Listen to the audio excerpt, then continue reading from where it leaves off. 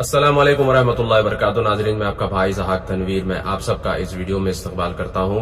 एक दो चार अहम बातें जो है मेरे जहन में थी तो मैंने सोचा आप लोगों से ये बातें शेयर करूं। दाढ़ी के ताल्लुक से खास तौर पर दाढ़ी जो है सुन्नत रसूल सल्लल्लाहु अलैहि वसल्लम है और आजकल ये देखा जा रहा है कि माशाल्लाह अक्सर नौजवान दाढ़ी रख रहे हैं। एक जमाना होता था जब जो है बड़े बूढ़े भी बोलते थे कि भाई दाढ़ी मत रखो, दाढ़ी जो है बुढ़े होने के बाद रखना है, जवानी में दाढ़ी नहीं रखना है, इस तरह की बातें हम अक्सर सुनते थे। मगर आज जो है दाढ़ी यानी कॉमनली रखी जा रही है।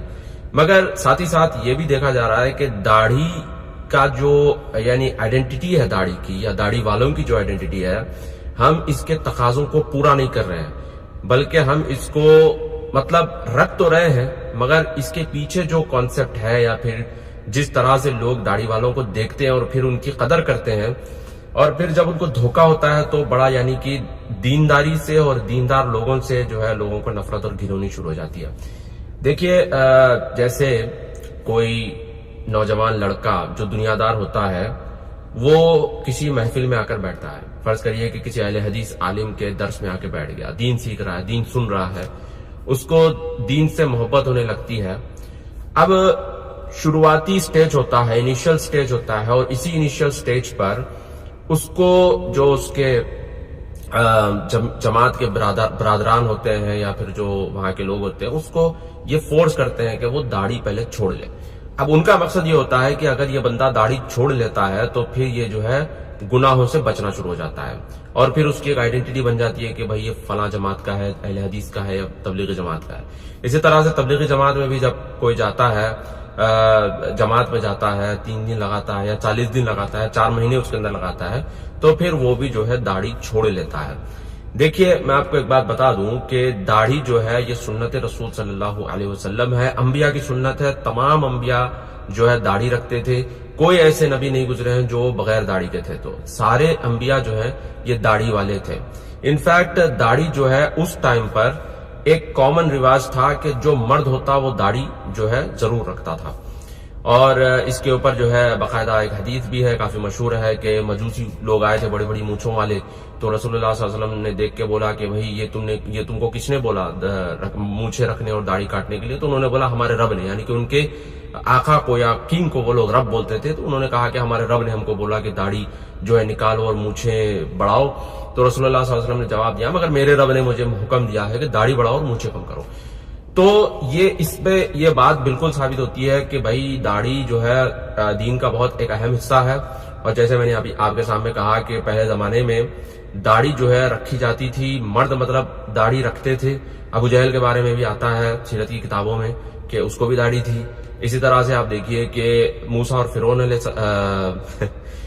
मूसा अलैहि सलाम और फिरौन का जो वाकया है तो उसके अंदर आप देखिए, आपको पता चलेगा कि जब मूसा अलैहि सलाम बच्चे थे तो फिरौन की उन्होंने दाढ़ी पकड़ी थी। तो बहरहाल बताना मकसद यह है कि उस टाइम पर हर कोई दाढ़ी रखता था, मर्द मतलब वो दाढ़ी रखते थे।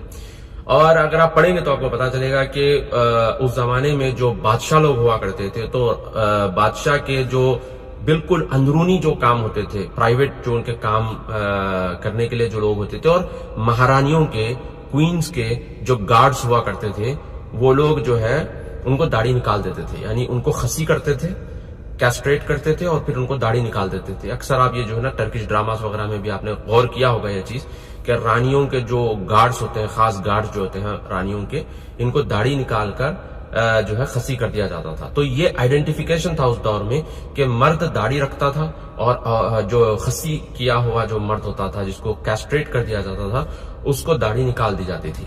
बहरहाल ये उस टाइम का आइडेंटिफिकेशन था, मगर आज के दौर में तो ऐसा आइडेंटिफिकेशन नहीं है कि अगर कोई जो है दाढ़ी निकालता है इसका मतलब ये नहीं है अस्तगफिरुल्लाह कि वो जो है खसी किया हुआ है या फिर उसको खसी कर दिया गया है, और ना ही वो कोई किसी क्वीन का गार्ड है, ऐसी बात तो नहीं है। तो बहरहाल ये उस टाइम पर एक आइडेंटिफिकेशन था कि मर्द दाढ़ी रखते थे और जो खसी किए हुए मर्द होते थे वो दाढ़ी निकाल देते थे। उस टाइम पर एक कॉमन रिवाज था। बहरहाल आज के दौर में आप देखिए दाढ़ी जो है ये दर हकीकत में एक आइडेंटिफिकेशन है मुत्तकी, परहेजगार, दीनदार, इल्म वाले लोगों की, है कि नहीं? मुत्तकी, परहेजगार, दीनदार, इल्म वाले लोगों की ये आज निशानी बन चुकी है। किसी भी मजहब के आप जो है रिलीजियस स्पिरिचुअल लीडर को देखिए, उसको दाढ़ी होती है। यहूदियों को देख लीजिए, रबाइस को, नसरानियों के भी इस तरह से होते हैं, खैर पोप को नहीं अलग बात है, मगर जो है दूसरी जगहों पर जो ऑर्थोडॉक्स क्रिश्चियंस होते हैं वो भी दाढ़ी रखते हैं। इसी तरह से आप देखिए कि हिंदुओं के जो बड़े बड़े गुरु होते हैं वो भी दाढ़ी रखते हैं, और मुसलमानों के जो उलमा होते हैं वो भी दाढ़ी रखते हैं। तो दाढ़ी जो है हमारे दौर में इल्म तकवा, मैं उनका नहीं बता रहा हूं, मैं मुसलमानों की बात बता रहा हूं, इल्म, कुरान हदीस का इल्म रखने वाले, तकवा परहेजगारी करने वाले और जो है मुत्तकी लोगों की जो है एक निशानी है दाढ़ी। मगर ये देखने में आता है कि जब इस तरह से क्रैश कोर्स करते हैं नौजवान, दीन सीखते हैं, दीन सीखते ही फौरी उनको दाढ़ी छुड़वाने लगाते हैं, उनके अंदर ना तो तकवा होता है, ना तो उनके अंदर परहेजगारी होती है, ना तो उनकी जबान अच्छी होती है। आपने देखा जो हुसैन मदनी वाला मामला हुआ हैदराबाद के अंदर, जो मारने वाले थे दाढ़ी वाले ही थे, तो गाली गलौज करना, मारना, ये सब जो है आजकल चीजें आम हो गई है। इसी तरह से जो है जमीनों के मामलों में चले जाइए आप, रियल एस्टेट के मामलों में, वहां पे भी दाढ़ी वाले आपको नजर आ जाएंगे। झूठ बोलना जो है, लुप्पा डुप्पी, यानी कि इसकी टोपी उसके सर, उसकी टोपी इसके सर, बात की पाबंदी नहीं करना, रातों में जो है जागना, होटलिंग करना और जो है बाइकें भगाना, मतलब ये सारे चीज जो आम लोग करते हैं, दाढ़ी वाले भी वही काम कर रहे हैं आजकल। तो अब आप देखिए कि जब इस तरह का माहौल बन गया है, तो आप, मैं ये नहीं बोल रहा हूं कि आप ऐसे लोगों को दाढ़ी काटने के लिए बोलो, मैं ये नहीं बोल रहा हूं, ठीक है, उनको तकवे की तरफ बुलाओ, उनको जो है यानी तकवा परहेजगारी इख्तियार करने के लिए बोलो, एक अलग बात है। मगर पॉइंट मैं यहाँ पे बताना चाह रहा हूं कि तरबियत के बगैर, इल्म और तरबियत के बगैर किसी को आप जबरदस्ती दाढ़ी छोड़ने लगाएंगे तो उसके रिएक्शंस जो है इस तरह से होंगे, ठीक है। और हमने ये भी देखा कि बहुत सारे ऐसे यंग लड़के, 19-20 साल के, 21-22 साल के लड़के दाढ़ी छोड़ लेते हैं, रुकतरा मामा मामा लगा के ऐसे निकलते हैं कि लोग देख के समझना शुरू हो जाएंगे कि भाई ये तो जो है कोई तालिब इल्म है या फिर कोई आलिम है। एक दावत में तो हमने देखा कि उलमा हजरात पूछ रहे हैं ऐसे नौजवान बच्चों को कि आप कौन से मदरसे से फारिग हैं। तो ये इंप्रेशन पड़ता है लोगों के ऊपर। जब आप दाढ़ी रखते हैं तो पहला इंप्रेशन यही पड़ता है कि आप कोई मौलवी या कोई इल्म वाले आदमी है, ठीक है। फिर जब आप उसके ऊपर तोप पहनते हैं, फिर उसके ऊपर तोप, ठीक है, उसके ऊपर फिर आप जो उतरा उतरा डालते हैं, तो लोगों को जहन में यही आता है कि आप कोई आलिम या तालिब इल्म है।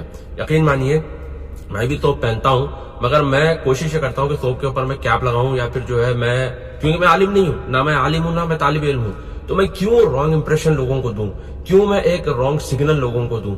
अब यहाँ पे सऊदी अरब में भी देखिए आप, जो तोप पहनते हैं, आम जनता अलग तोप पहनती है, उलमा हजरात अलग टाइप का तोप पहनते हैं, उनका तोप जो है टखनों के ऊपर होता है। तो देखते ही लोग पहचान लेते हैं कि भाई ये मुतव्वा है, ठीक है, दाढ़ी टखनों के ऊपर तोप मतलब मुतव्वा है। और फिर वो उतरा वगैरह डालते हैं तो अक्सर जो है गाल नहीं डालते वो लोग। तो मैं बताना ये चाह रहा हूं कि हर मुआशरे में, हर कल्चर में जो है एक आइडेंटिफिकेशन होता है। तो हमारे कल्चर में भी ये आइडेंटिफिकेशन है। दाढ़ी अगर आप रखते हैं तो फिर वो दाढ़ी इल्म, सदाकत और जो है दयानतदारी और जो है हिल्म की निशानी होती है। मगर जब लोग इस तरह से इसको अवॉइड नहीं करते और हर वो काम जो लुच्चे लफंगे आवारा लोग कर रहे हैं वो लोग, ये भी वो लोग करने लगते हैं, तो फिर उसका एक रॉन्ग इमेज लोगों के जहन में पड़ता है। तो दाढ़ी छुड़ाने से पहले मेरा ये पर्सनल फीलिंग है या मानना है कि लोगों को दाढ़ी छुड़ाने से पहले सबसे पहले उनकी तरबियत के ऊपर, उनके इल्म के ऊपर काम करें।